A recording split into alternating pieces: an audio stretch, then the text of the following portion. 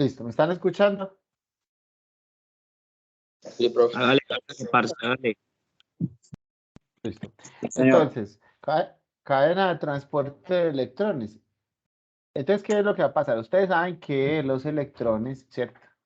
O deberían saber que los átomos químicos están cargados por una serie de cargas o están compuestos por una serie de cargas positivas y negativas, que eso ustedes lo vieron en química de Coquito en su colegio. Y ustedes cuando su profesor les estaba enseñando eso, ustedes decían, uy, qué rico, yo algún día voy a ser entrenador y yo por ejemplo voy a prestar atención al profesor de química. No creo que aquí en este grupo haya alguien que dijo, ay, qué mamera, o para qué esa química, que hay ahí rellenando uno la tabla periódica, ¿o para qué? Porque el que hizo eso, amiguito, ahora ahí le tocó estudiar y va a amar a su profesor de química del colegio. Es un átomo de cualquier compuesto de la tabla periódica, de cualquier compuesto químico puro, tiene electrones, que son las cargas negativas, protones, que son las cargas positivas, y neutros, que son unas cargas que están ahí para equilibrar, pero que no tienen ninguna carga específica, ¿cierto? Cuando usted está, por ejemplo, en la corriente se ve mucho, aunque funciona de forma diferente, pero ahí se ve. El neutro usted lo coge y se pega al neutro y eso no le pasa nada, pero coja el electrón y péguese del piso y era el corrientazo que le mete. Entonces, básicamente funciona así, ¿sí? Entonces tenemos una carga positiva, una carga negativa y una carga neutra. Eso eso no es para explicárselo porque usted ya lo debe saber. ¿Sí? Se supone que usted ya es un bachiller y sacaba excelentes notas en el colegio, entonces no creo que tenga que explicarle eso mucho. Entonces, lo que sucede básicamente es que pues yo se los voy a mostrar aquí como graficado, pero realmente no es pues que sucede así ese dibujo que yo le estoy haciendo, ¿sí? Pero sirve por aquí una banda sin fin.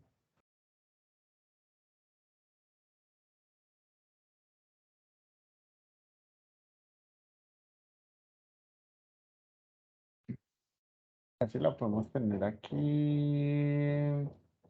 Vamos a buscar una banda sin fin.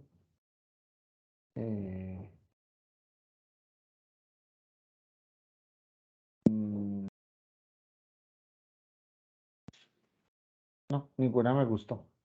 Me tocará hacerla. Bueno, entonces tenemos una banda sin fin. Vamos a suponer que estamos en una especie de banda. Y esta banda lo que va a hacer es que va a hacer un transporte. Va a transportar el NAD y el GAD. Lo va a transportar. Sigue practicando.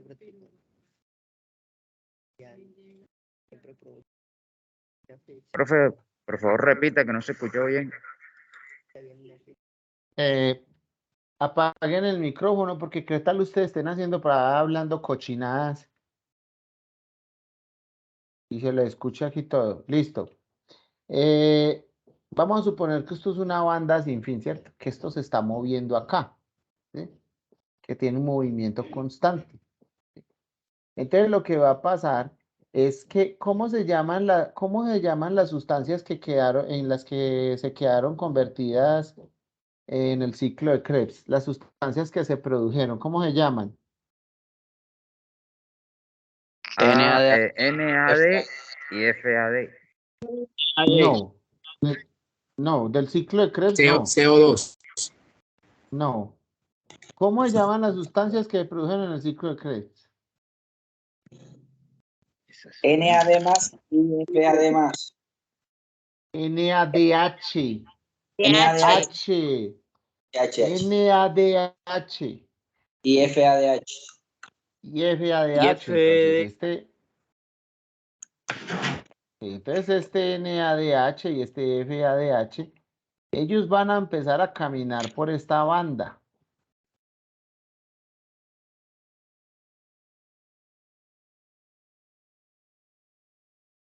Ellos vienen caminando por esta banda. Era más fácil acá.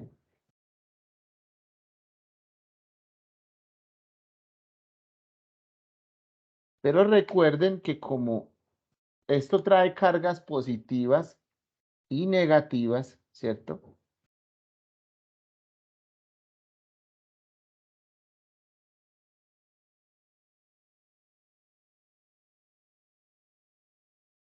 Esto, el hidrógeno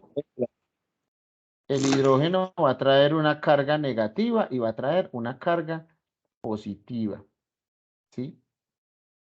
Entonces, lo que va a suceder acá, vamos a ampliar un poquito más.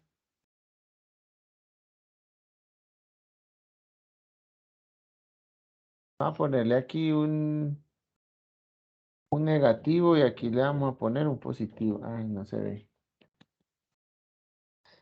¿Cómo hago? A ver, a ver. Ah, no, ya. Vamos a insertarle aquí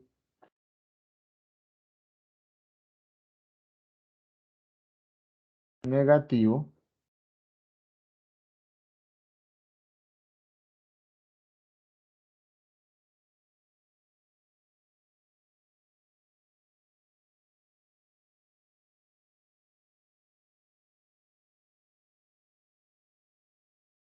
Ver.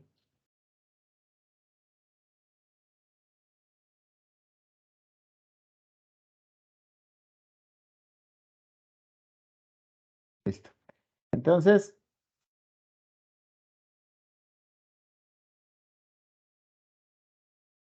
pero no se dejó poner de aquí.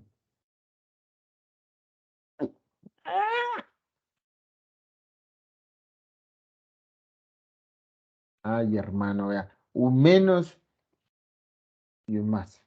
Ya.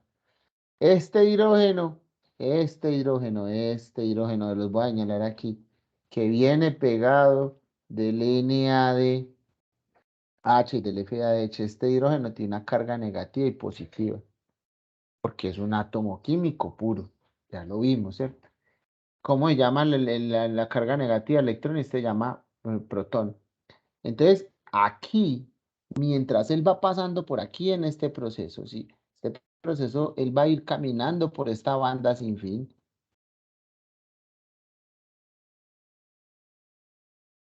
Va a ir caminando por esta banda, ¿sí? Se va a ir moviendo. Y mientras él va haciendo este proceso acá,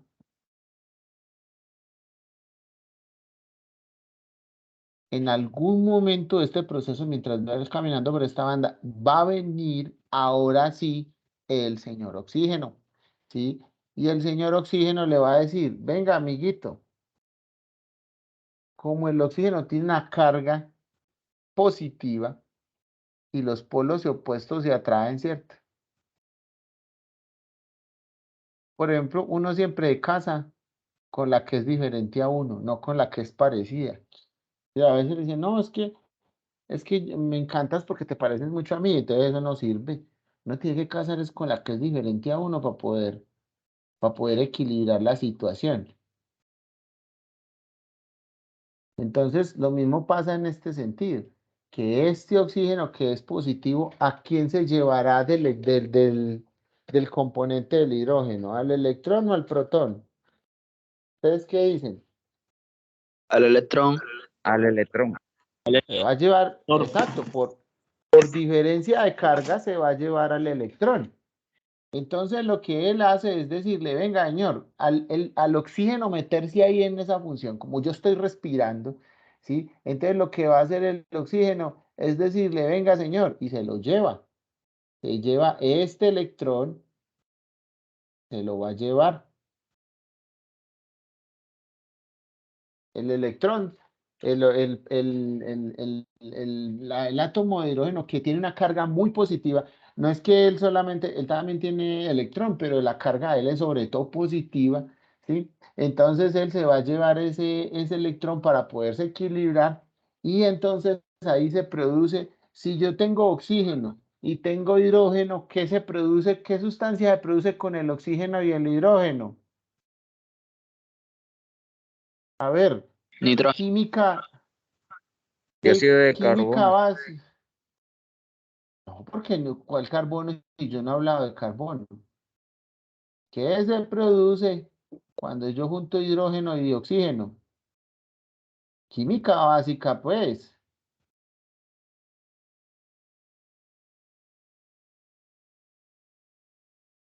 Dióxido.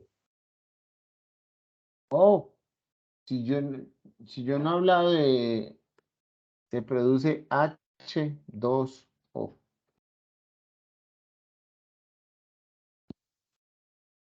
Eso produce Profe, el oxígeno, agua. perdón, ¿el oxígeno con qué? ¿Mm? ¿El oxígeno con qué es el que produce agua? Con hidrógeno. El hidrógeno. ¿Cuál es la fórmula del agua? H2O. Profe, una Eso lo pregunta, sabe, profe. pues, eso lo sabe mi abuelita y mi abuelita no estudió sino hasta quinto. Profe, una Señor, pregunta.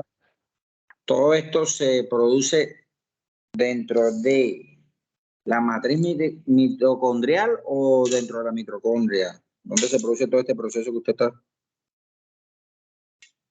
dentro de la mitocondria, pero por fuera de la matriz. Ok, en el medio de las dos. Aquí, mire. Todo eso se está produciendo acá. Mire la matriz, aquí está. Si todo eso se está produciendo acá, aquí se produjo el ciclo de Krebs y aquí mismo se va a dar la cadena de transporte de electrones. ¿Sí? Vale. Listo. Entonces, esto que le va a pasar, bueno, pero esto se hace varias veces, por eso se llama cadena de transporte de electrones. Esto se hace varias veces hasta que el hidrógeno se desgasta, porque el oxígeno viene y se lleva un electrón, pero quedan todavía electrones, entonces esto vuelve a pasar varias veces. Pasa tanto con esto, o sea, pasa así, y pasan las películas y pasan, la que esto no me puede pegar ahí. Y pasa acá también con el FADH, ¿cierto?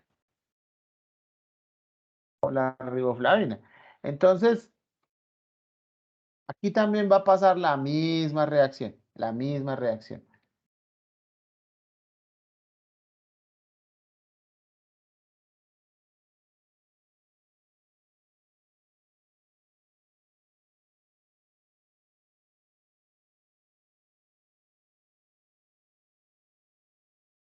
Aquí también va a pasar la misma reacción, ¿sí?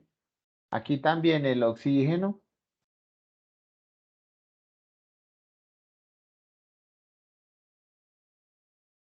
Profe, o sea que sería una cadena de DNADH, otra de FADH. Sí, sí, es el mismo proceso, pero se hace diferente. O sea, cada sustancia va haciendo el mismo proceso, pero básicamente sucede lo mismo. Y llega el oxígeno y se produce. Entonces, ojo, el electrón como tal es un muy ácido, el electrón genera acidez, ¿cierto? Entonces, ¿qué es lo que pasa si no hay, si la persona empieza a hiperventilar? ¿Sí? No está llegando el suficiente oxígeno, porque ese oxígeno, ¿a dónde tiene que llegar el oxígeno para poder hacer todo el proceso de producción de energía? ¿A dónde debe llegar el oxígeno?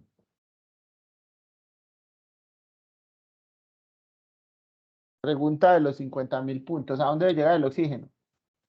A los pulmones, profe. Los pulmones. Sí, claro, el oxígeno llegó a los pulmones, pero ¿a dónde debe llegar en el proceso que estamos haciendo? A la A glucosa. la sangre, profe. ¿Ah? Parte sanguínea. A sangre, profe. Sí, pero en el proceso que estamos haciendo, nosotros no estamos viendo en este momento el Profe, sistema profe, cardiovascular. creo que es a la matriz La- mitocondrial. Claro, no a la matriz, a la mitocondria, a la parte exterior de la mitocondria. ¿Sí? O sea, el oxígeno que viene de la sangre, ¿sí? O sea, aquí está llegando CO2 a la sangre, pero que está entrando de la sangre. Además de glucosa, ¿qué tiene que estar entrando de la sangre? Oxígeno. ¿Sí o no? Tiene que estar entrando oxígeno. Y ese oxígeno que entra, pues, ¿a dónde va? A la matriz mitocondrial. Perdón, a la mitocondria como tal, no a la matriz, sino digamos, a la parte externa de la mitocondria. Hace exactamente un proceso, digamos, de intercambio. Por eso se llama respiración celular. Entra una cosa y sale otra. O sea que yo aquí lo que necesito es oxígeno. ¿Sí? En el ciclo de Krebs se produjo el dióxido que va a la sangre y de la sangre, que en el proceso de respiración pulmonar me entra oxígeno y ese oxígeno llega aquí para poder llegar, ese oxígeno llega aquí para poder participar en la cadena de transporte de electrones. Mírenlo, acá está. Mírenlo. ¿De dónde viene? De la sangre, entró por la célula, por el citosol, el citoplasma celular, y luego entró en la mitocondria y aquí está, haciendo su labor. Ah, pero ¿qué pasa? Resulta que la persona empezó a hiperventilar. Entonces, cuando la persona hiperventila, vamos a poner acá, es para que me mejor. Cuando la persona hiperventila,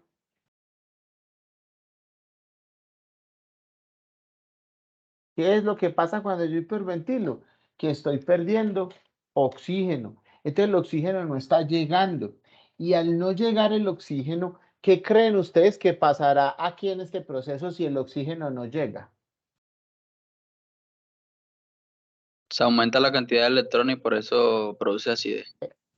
Exacto. Aumenta la cantidad de, digamos, de hidrógenos completos o de electrones, pero sobre todo, pues digamos, hidrógenos. Entonces, como el hidrógeno no puede degradarse, ¿cierto? No puede quedarse con protón y electrón. Entonces, esto se va a llenar aquí. Les voy a hacer, esto se va a llenar,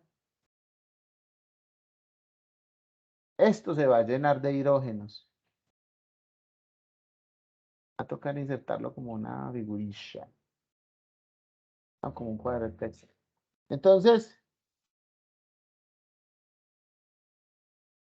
esto se va a llenar de hidrógenos acá.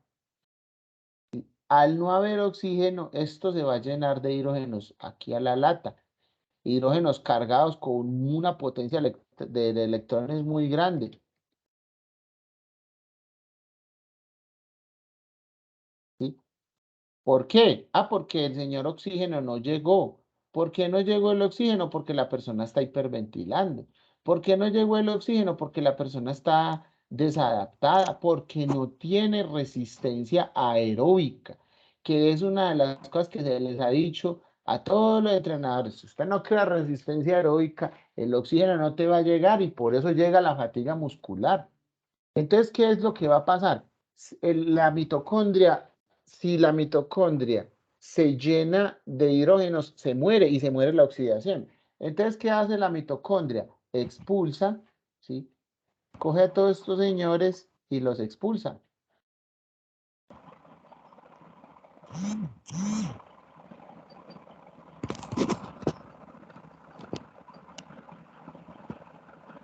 Coge a todos estos señores, coge a todos estos señores y los expulsa. ¿Y los manda a dónde? Al exterior de la célula. Los manda, los saca. Y dice, ¿sabe qué, amiguito? Va para afuera. Y los empieza a sacar acá. Los saca. ¿Por qué? Porque la mitocondria no se puede quedar. La mitocondria no se puede quedar con eso ahí. Entonces, porque si la mitocondria se queda con eso ahí, se muere la mitocondria. Y entonces nos quedamos sin producción celular. Entonces ella coge y los expulsa. Y entonces la célula también se está llenando de un poco de ¿qué? De hidrógenos con una carga muy negativa, ¿cierto? Y el hidrógeno es ácido. Entonces, como este hidrógeno que está acá, ve yo por qué puse, mira, esto es hidrógeno, perdón, no es H, es hidrógeno. Entonces, todos esos hidrógenos que están acá, que no se pudieron meter a la cadena de transporte de electrones porque no había oxígeno, todos esos hidrógenos que están acá, vamos a suponer que todos estos 4 están acá representados en este que está acá, ¿cierto? Tampoco pueden estar en la célula porque la célula se puede morir por acidez. Entonces, ¿qué va a pasar? Va a venir el señor lactato y los va a recoger. Entonces, si el señor lactato coge esos hidrógenos que están ahí, que se están dando, ¿por qué? Porque quiéralo o no, el ciclo de Krebs ya se dio. El NADH y el FADH están ahí, están llenando. Entonces ellos no tienen cómo quitarse los electrones de encima. Empiezan a expulsarlos, los mandan afuera de la mitocondria, le llegan a la célula y en la célula no pasa nada. Entonces coge el lactato. ¿Por qué hay tanto lactato en este momento? Profe, Porque al no haber... profe, ¿Ah? o sea que si la mitocondria lo saca, lo recibe el lactato. Exacto. Y lo más seguro es que si no hay oxígeno, la concentración de lactato ya va a ser muy alta. ¿Por qué? Porque la glucólisis anaeróbica viene trabajando, viene produciendo piruvato a la lata. Como no hay oxígeno, el piruvato se concentra y se vuelve lactato. Y como no hay oxígeno, el piruvato nunca pudo entrar al ciclo de Krebs porque no se pudo transformar en acetil-CoA porque no hay oxígeno. Entonces todo se empieza a recargar. ¿Qué hace el lactato? Coge el hidrógeno que está produciendo aquí y en qué se convertiría ese lactato con ese poco de hidrógenos ácidos. ¿En qué cree que En se ácido convierte? láctico. En ácido láctico y ahí, ¡pum! Cuando el lactato ya pudo recoger la mayor cantidad de hidrogeniones y ya se acumuló ese ácido láctico, ¡paf! Viene el calambre muscular y le dice, papito, hasta aquí le llegué, no le trabajo más. Y se cierra la fibra muscular. ¿Sí? Porque esto que estamos hablando aquí, estamos hablando de una fibra muscular, ¿cierto? Y una célula muscular. Entonces, si usted no me está dando oxígeno, yo tengo glucosa tengo mucha, la glucosa casi que nunca se acaba. El problema es que usted no me está dando oxígeno porque la carga que me está metiendo no me está dejando reponer. Entonces, entre más ejercicio usted siga haciendo, más esto se vuelve CO2 y se llena de CO2 y el CO2 no me deja entrar. Se satura tanto que no me deja entrar el oxígeno y tampoco está captando oxígeno porque la persona, entre más hiperventila, más dióxido está volviendo ácido todo el organismo, ¿cierto? Entonces, como no está entrando el oxígeno, hace todo este proceso, se producen hidrogeniones, los hidrogeniones salen a la célula y cuando el ácido láctico se llena y no hay cómo remover la célula para no morirse y protegerse, ¡pum!, se cierra y crea la contracción, una contracción fuerte y ahí te paraliza y ahí te deja. Y ese es el origen de la fatiga muscular. Pregunta hasta ahí. Pregunta hasta ahí. Nathan. Profe, todo eso que usted acaba de explicar sucede cuando la persona no tiene capacidad anaeróbica. No, cuando no tiene capacidad aeróbica. Ok. Y lleva Profe. mucho tiempo trabajando. Por eso es que usted ve personas, por ejemplo, usted ve de qué se mueren los fisicoculturistas, de infarto, porque ellos te levantan una pesa, o te levantan un peso súper gigante y te hacen una extensión, te suben 100, 200 kilos, unas bestias, póngalo a trotar. Entonces, claro, cuando el ejercicio dura menos de 5 minutos, tiene una capacidad anaeróbica muy alta, pero tiene una baja capacidad oxidativa, porque ellos no aprovechan el oxígeno por unas cosas que vamos a ver después en fisiología del ejercicio. Pero como a ellos no les gusta trotar, a muchos de los que hacen fisicoculturismo no les gusta trotar. O sea, que ellos no son del todo muy saludables. Entonces, ¿qué es lo que va a pasar? Que como no aprovechan el oxígeno, no tienen la capacidad de captar oxígeno tan alto, entonces lo que va a pasar es que empiezan, si usted pone a trotar a un fisicoculturista, ellos te entrenan 3 horas diarias, pero no trotan. Y póngalo a calentar. Yo tengo compañeros y aprendices que son entrenadores de Selección Colombia, levantante de pesas, y dije, profe, qué problema tan berraco poner a trotar a esa gente, no les gusta. Entonces, ¿qué es lo que pasa? Que ellos sí te hacen el levantamiento, pero es que el levantamiento dura menos de 1 minuto, todos sabemos eso, ¿sí? Un levantamiento de fuerza, sobre todo de fuerza máxima, un powerlifting, llegan y ¡guau! Hasta que les cuentan y ya, ¿cierto? Hay unos que son de resistencia y duran un poquito más, pero nadie supera pues los 5 minutos. Entonces, ¿qué pasa? Que cuando ya es un ejercicio más severo, les toca subir unas escaleras para 10, 20 pisos, claro, llegan infartados arriba. ¿Por qué? Porque no les está llegando el suficiente oxígeno, porque no tienen la capacidad de captar el oxígeno. Y es lo mismo que le pasa a un sedentario. Michelle. Profe, cuando la persona está hiperventilando, ¿qué se hace para que recupere otra vez el oxígeno? Parar. Ahí no hay nada más que hacer, parar. La hiperventilación es un signo de que usted le está metiendo la carga a la persona que no debía. Por eso cuando yo hago trabajo anaeróbico, el trabajo anaeróbico dispara mucho el consumo de oxígeno, siendo anaeróbico. O sea, no duró sino 1 minuto, pero es tan alto el esfuerzo que la gente necesita oxígeno para poder recuperar toda la cascada energética, ¿cierto? Que eso yo ya les he dicho. Les he dicho, o Profe, sea, no necesita el oxígeno para producir energía ahí, pero sí necesita el oxígeno para recuperar lo que se está gastando en el anaeróbico. Entonces, ¿qué tiene que hacer? Parar. Ahí es donde usted tiene que decir, no, amiguito, paremos porque si no se infarta.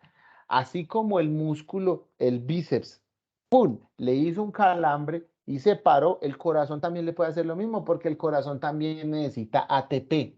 Entonces, por eso uno mejor se queda quietecito. profe, Nathan. disculpe, entonces nosotros como tecnólogos en actividad física es como, déjenme formular la pregunta, es como equilibrar el tema de la condición anaeróbica y también la fuerza, lo que está explicando usted ahorita, del ejercicio y estas cosas. Equilibrar lo aeróbico con lo anaeróbico. Son dos cosas que usted tiene que tener. Un buen preparador físico. Miren que una de las quejas de los entrenadores de fútbol es que cuando están en competencias el pelado después del minuto 70 no te va. Empieza para abajo, para abajo, para abajo, para abajo, para abajo el rendimiento. ¿Qué tiene que hacer usted? Aumentar la capacidad oxidativa. ¿Y eso cómo se logra? Con trabajos aeróbicos. Que el trabajo Oiga, aeróbico a la profe, gente no le gusta. disculpe por tanta pregunta. Hágale, pregunte. El partido antes de ayer de Colombia, estaba viendo que las pelas de Colombia salieron a guau, pero llegó un momento ya como a los 15 minutos que bajaron bajaron su nivel de cómo corrían y estaba viendo que era eso que usted explicaba.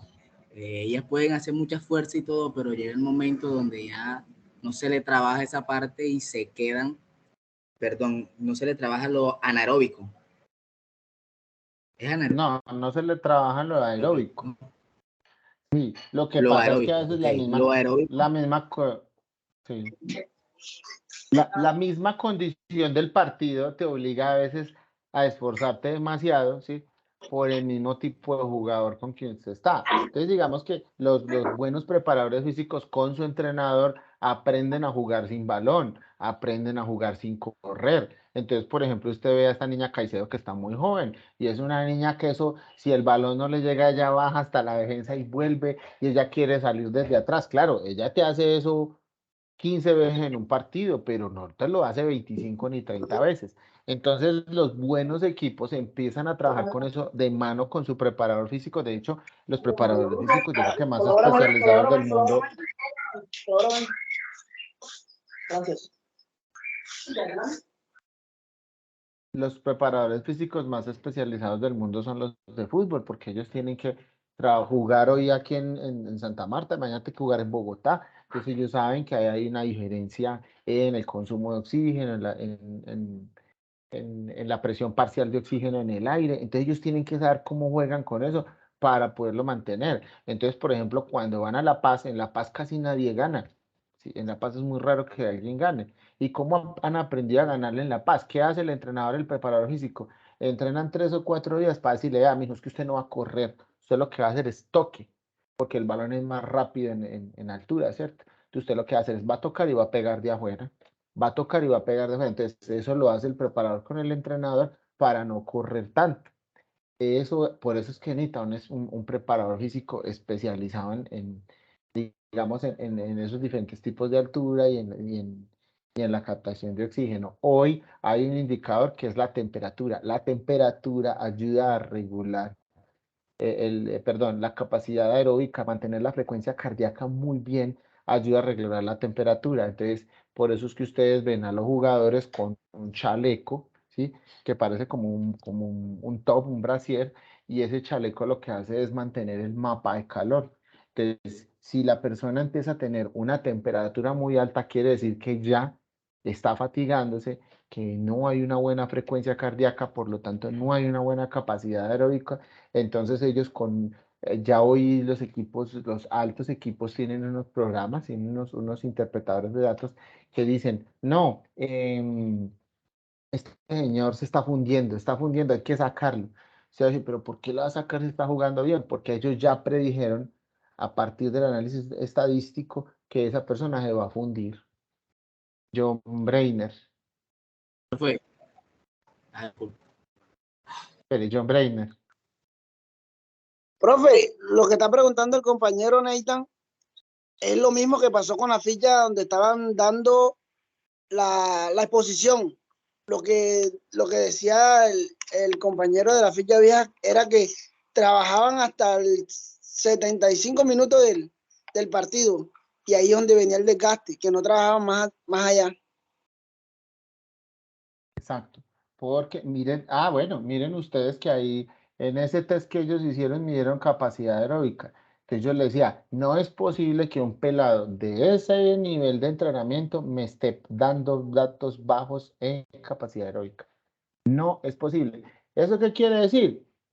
¿Que quién es el que está ahí mal? No hay preparación física, porque además, desafortunadamente, la preparación física requiere saber mucho de fisiología, mucho. Por eso muchos de ustedes se vuelven duros en preparación física, así no sean de ningún deporte específico. ¿Por qué? Porque eso requiere saber interpretar datos, saber manejar equipos de medición y requiere reconocer muy bien la fisiología. El entrenador no sabe eso porque el entrenador es un experto en estrategia y ya ni en táctica y en estrategia, ni siquiera en técnica. ¿Sí? Yo por ahí tengo un aprendiz que está terminando la práctica en un pueblito acá en Magdalena y ahí hay un club de fútbol. Entonces, pues me tocaba hablar pues revisar la práctica de él y hablé con el entrenador. Entonces él me decía, yo le he aprendido mucho a él. Y el entrenador lleva 10 años enseñando en un club y es un club muy, muy bueno de la zona. Yo no recuerdo qué zona es del Magdalena.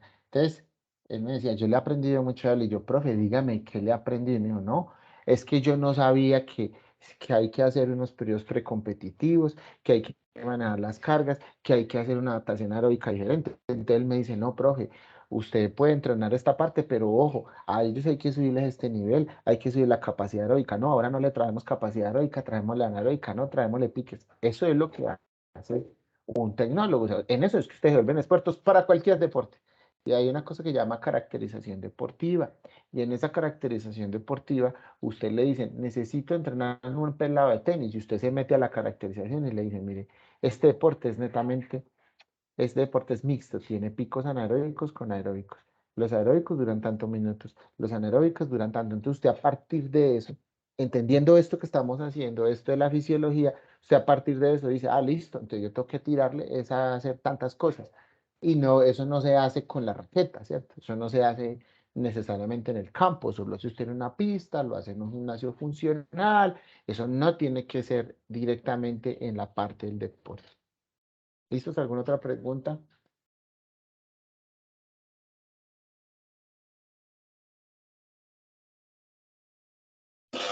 Profe, yo, Ángelo Martínez. Ángelo, sí. Bueno, con respecto a lo que dijo mi compañera Michelle, que cuando la persona está hiperventilando, que usted dijo que había que descansar, parar. Yo lo digo en mi caso de que, bueno, como a mí me gusta trotar, cuando yo voy trotando y ya cierto lapso, cierto tiempo, cuando ya veo que hay mucho desgaste, yo lo que hago es que no freno. Yo lo que hago es que sigo trotando, pero a un nivel más bajo, porque una vez lo hice, paré y lo que hice fue que me sentí muy cansado. La verdad no seguí el mismo ritmo porque la verdad no me sentí con la suficiente energía, ¿no? Entonces miré y me di cuenta de que trotando a un nivel más bajo podría alcanzar el límite que yo quería. No sé. Claro, pero eso es cuando usted aumenta la ventilación, pero no está hiperventilando. Es que cuando usted hiperventila ya está ahogado. Se hace... Entonces, si es una persona sedentaria, yo le aconsejo que pare, que ya está hiperventilando, ¿sí? ¿Qué pasa? ¿Qué reacciona y sucede cuando la persona para? O sea, uno lo que le dice es no se siente, no se quede quieto. O sea, parar como en la intensidad en el trabajo que usted está haciendo, ¿sí? Sé que la persona ya está hiperventilando, "Ven, vamos a caminar". Y usted lo deja caminando y que le vaya bajando de a poquito, no de una vez. ¿Qué pasa cuando yo paro? De pronto no me supe explicar ahí. Si yo le digo, no, siéntese, quede quieto. La persona te va a vomitar. ¿Por qué vomita? Porque va a haber una acidosis metabólica. ¿Qué es la acidosis metabólica? La concentración de ácido láctico. Como la persona no la puede botar por la respiración, porque está hiperventilando y ya la hiperventilación no le sirve, ¿qué hace? Se concentra ese ácido láctico y la persona vomita. Ese vómito es una forma de sacarse todo el dióxido de carbono y todas las, digamos, las sustancias de desecho, el ácido láctico, bota. Y entonces eso te compensa un poquito, ¿sí? Que les va a pasar en algunas ocasiones. Entonces, ¿qué es lo Ok, que hay que hacer? muchas gracias. Hay que evitar un buen preparador físico, un buen entrenador, evita que la persona te llegue a esos niveles. Evita. Por eso uno, ese cuento que le vamos a dar, que sin duda, y siempre sacándole la leche a la gente y en una percepción del esfuerzo siempre llegar a 10. Eso no es necesario. O sea, eso lo hacen los que hacen rutinas por ahí, que ustedes ven en Facebook, siempre tirándole duro a la gente. Uno no puede. No es necesario para generar procesos de adaptación. Ustedes van a aprender que no es necesario. Michelle, Profe, apartándonos de la cuestión del fútbol y esas cosas. Yo un día le pregunté a una compañera del SENA que, o sea, que si ella de pronto tenía algún conocimiento físico, o sea, que se dedicaban, ¿no? Y ella me dijo, yo conozco una amiga que es graduada del SENA de actividad física desde hace no sé cuánto, y ella lo que hace es atender a una niña que tiene, ay, ¿cómo es que se llama? Los niños que tienen la cabeza grande. sí, macrocefalia. Exactamente. Ella lo que hace es estimularle las articulaciones, o sea, le hace masajes o movimientos para que ella siempre tenga. Entonces yo quería saber en el área de actividad física, en más lo médico, qué hacen cuando de pronto una persona alguna enfermedad, qué papel juega uno ahí. Usted después lo va a aprender, eso es parte del proceso. Usted lo que yo le estoy enseñando acá de fisiología te sirve para una persona súper entrenada, como para una persona que nunca ha entrenado, como para una persona que tiene hipertensión, por ejemplo, ¿cierto? Todo lo que se está aprendiendo son las bases para poderlo aplicar en diferentes tipos de patologías. ¿Cuál? No sé, ahí hay muchas. Hay patologías que a veces a mí me dicen, yo les conté la historia de la chica que había una persona que tenía algo a nivel hemofílico que no recuerdo qué es, no recuerdo, era una enfermedad muy rara. Ella le aplicó ejercicio, ¿Cómo le aplica ejercicio? Lo que yo sí le puedo decir es cómo lo dosifica de acuerdo a la descripción de la patología, pero eso tiene infinidad de aplicaciones. En este caso estamos hablando de la parte aeróbica de un futbolista, pero es que todo el mundo necesita eso, porque hay gente que subiendo unas escaleras se ha infartado y no son deportistas, ¿sí? Puede ser cualquier persona. Entonces lo que usted busca es precisamente eso. La salud de una persona arranca por la capacidad aeróbica. Algunos dicen que es la velocidad, pero si es deportista, pero si no es deportista, pues realmente lo que uno necesita es que la gente tenga mucha oxigenación. Eso no quiere decir que tiene un buen acondicionamiento aeróbico o bajar de peso. Ah, eso ya es otra cosa. Pero por lo menos esta parte aeróbica la tienen que entender muy bien. ¿Listo? Pero eso es lo que ustedes van a aprender. Usted ya, lo que yo le enseño acá, lo que usted va a aprender con nosotros, ya usted lo aplica, lo debe saber aplicar en cualquier tipo de patología o de necesidad de la persona. ¿Listo? ¿Ya resuelta la pregunta?